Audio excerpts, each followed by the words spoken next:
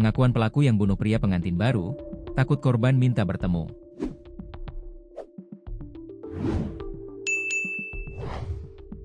Dua lelaki dewasa yang diduga menjadi pelaku pembunuhan di tempat sepi Desa Bajuin, Kecamatan Bajuin, Kabupaten Tanah Laut, Tala, Kalimantan Selatan, Kalsel, telah ditangkap polisi.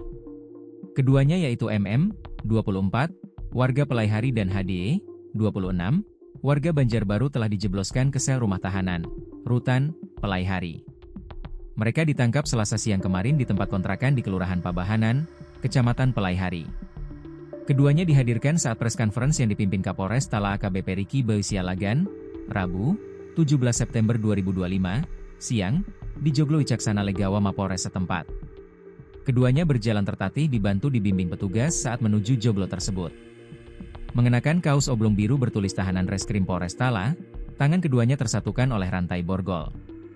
Kepada wartawan yang mewawancarai seusai sesi press conference, MM menuturkan dirinya bersama rekannya, HDE, telah janjian dengan korban. Lelaki 29 tahun warga Desa Tambakarya, Kecamatan Kurau untuk bertemu di Pelaihari. Selasa dini hari mereka berkomunikasi melalui aplikasi jejaring sosial, platform digital. Korban menghubungi terus, minta bertemu. Kami ada juga merasa takut, aku MM. Namun ketika mengetahui korban telah berada di Gunung Kayangan, 10 km dari Pelaihari, lanjutnya, lalu disepakati pertemuan yakni di dekat Simpang Desa Kunyit Kecamatan Bajuin. Korban diarahkan melewati Simpang Atilam agar lebih dekat.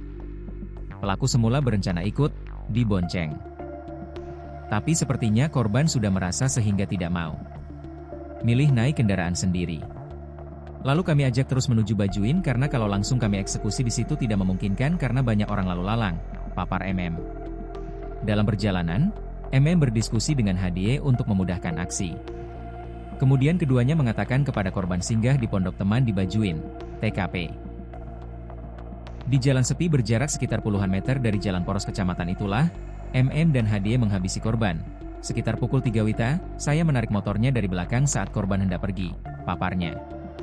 Lantaran terjadi perlawanan, akhirnya pelaku lainnya mengambil senjata tajam, sajam, jenis belati yang disimpan di jok. Sajam ini ditikam ke leher belakang dan kepala belakang korban. Seketika korban ambruk dan kemudian pelaku membawa kabur sepeda motor milik korban. Di sisi lain, pelaku mengatakan saat itu juga merasa takut ketika korban terus meminta bertemu.